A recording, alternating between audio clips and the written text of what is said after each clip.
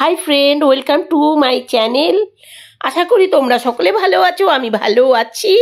তোমরা যদি কেউ কুম্ভ মেলায় যেতে চাও তাহলে কোথায় দিয়ে খুব কম সময়ে কুম্ভ মেলায় পৌঁছে যেতে পারবে, এই ভিডিওটা সম্পূর্ণ দেখলে তোমরা জানতে পারবে। কারণ আমি তিনবার কুম্ভ মেলায় স্নান করেছি, ত্রিবেণী সঙ্গমের একদম ত্রিবেণী সঙ্গমে গিয়ে, এইদিক ওইদিক গঙ্গাতে নয়।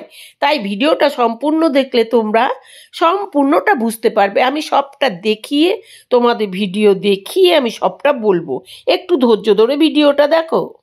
এবার বলি এটা কোন জায়গায়। এটা হলো বোটঘাট। তোমরা সবার প্রথমে বোটঘাটে চলে এসো। বোটঘাটে এলে কিন্তু পয়সার ব্যাপার আছে। এখানে 1000 সকালে, 2000, 3000, 6000 পর্যন্ত কিন্তু পার হেড। সেখানে ত্রিবেণী সঙ্গমে স্নান করতে পয়সা নাই। দেখো আমি উঠে গিয়েছি খুব ভোরে, সারা রাত এখানে আমরা জেগে বসেছিলাম, থেকে খুব ভোরবেলা ত্রিবেণী সঙ্গমে যাবার জন্য এখানে নৌকো নিয়ে নিয়েছি। নৌকোতে কিন্তু খুব চাপ ওঠা, যে যত বেশি পয়সা দিতে পারবে তাকে আগে নেবে, এইরকম করে গতদিন কিন্তু আমার নৌকোতে ওঠা হয়নি, কারণ তখন 5000 পর্যন্ত উঠে গিয়েছিল পার হেড। তো যাই হোক, আজকে আমি এখানে রাত জেগে এখানে থেকে সবার প্রথমে ভোরবেলায় এইটা দেখতে পাচ্ছ আলোটা যখন, এটা কিন্তু ভোর 4:30, 5টার ভিডিও। এই দেখো বন্ধুরা, অলরেডি চলে এসেছি সঙ্গমে, দেখতে পাচ্ছ এটাই হলো সঙ্গম। তোমাদেরও ওই নৌকোতে উঠে এখানেই এসে স্নান করতে হবে। এবার এই নৌকোটা একবারে হতে হতে এটা পার করে তোমাদের যেতে হবে। দেখো আমি সঙ্গম স্থলে নেমে গেছি। নেবে আমি ওখানে অল্প জল বলে ওটা ডুব দিলে কখনো মাথাটা ভিজবে না, আর মাথা না ভিজে স্নান করা ওটা কিন্তু সম্পূর্ণ স্নান হবে না। তাই আমি ওই মাটিটা পার করে এগিয়ে, এখানে অনেকটা জল আছে, এখানে দেখো স্নান করে নিচ্ছি। তোমাদের স্নান পর্যন্ত দেখিয়ে দিলাম কুম্ভ মেলার। এই হলো আমার প্রথম স্নান। এবার চলো আমার দ্বিতীয় স্নান দেখাচ্ছি, শর্টকাট। আরেকটা কথা তোমাদের বলে দিচ্ছি, স্নান করার পরে ওই নৌকোয় কিন্তু তোমাদের সেই বোট ঘাটে এসে নামিয়ে দেবে। আর তোমরা যদি বলো না মেলাতে যাবে, তাহলে ওরা কিন্তু নৌকো করে নিয়ে তোমাকে সেই মেলায় পৌঁছে দেবে যেখানে সাধু সন্তরা আছে, ঠিক আছে, ওই টাকাতেই। এখানে যাওয়ার জন্য তোমাদের প্রথমেই চলে আসতে হবে প্রয়াগরাজ স্টেশন। প্রয়াগরাজ স্টেশনে আসার পরেই দেখতে পাবে ব্রিজের তলা দিয়ে এলে পরে ওখানে বিশাল কার পার্কিং রয়েছে। ওই কার পার্কিংকে ডান দিকে ফেলে রাস্তা ধরে এগিয়ে গেলে ওখান থেকে মাত্র 2 কিলোমিটার দূর হাঁটতে থাকবে। দেখবে হাঁটতে হাঁটতে আর খুঁজতে থাকবে কোনো বাইক, কোনো ভ্যান পাচ্ছ কিনা। দেখবে একটা না একটা কিছু পেয়ে যাবে। আর নয়তো এইরকম 2 কিলোমিটারের মতো তোমাদের হাঁটতে হবে। এবার হাঁটলেই দেখো কত ভোরে আমরা হাঁটা দিয়েছি, এটাও কিন্তু অনেক ভোর। এই হবে কটা আছে, এটাও 4:30, 4:30 এইরকম টাইম। এখানে হেঁটে দেখো আমরা শুধু নয় সকলেই যাচ্ছে।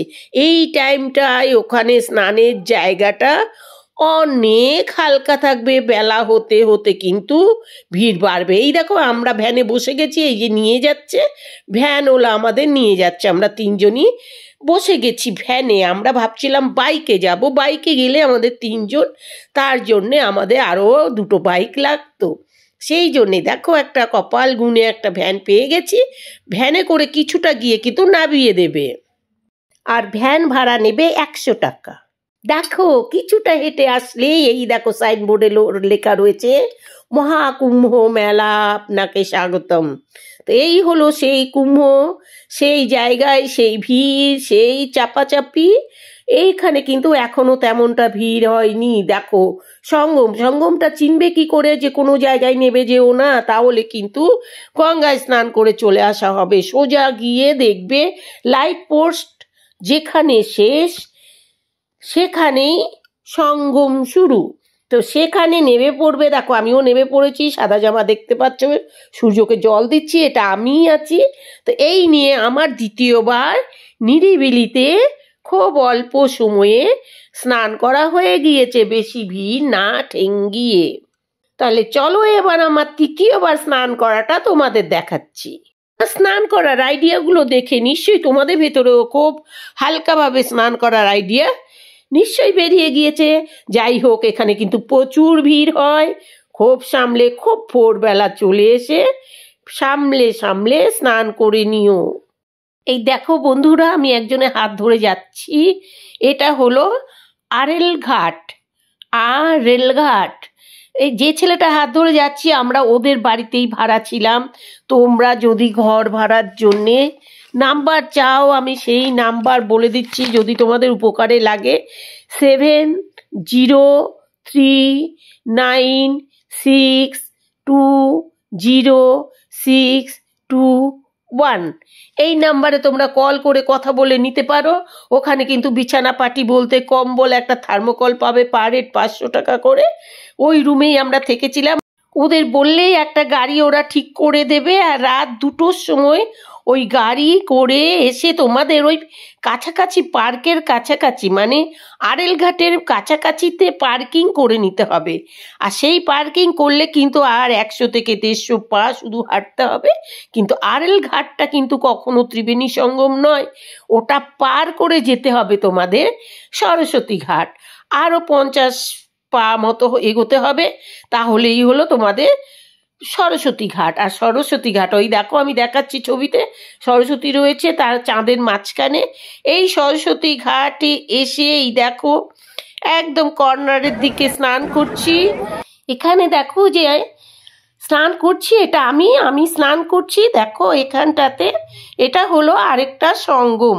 তাহলে আমার 3টে সঙ্গম কিভাবে আমি খুব সহজে স্নান করেছি, কতটা ভিড়, কতটা কি, সব কিছু তোমরা জানতে পারছো। এটা আমি এসেছিলাম রাত 2টোয় এসেছিলাম এখানে। আমি যখন স্নান করছি তখন হবে এখানে 3:30 4টে, 3:30 4টের সময় এখানে আমি স্নান করছি। হ্যালো, স্নান করা হয়ে গেল। মা গঙ্গার বুকে স্নান করে নিয়েছি।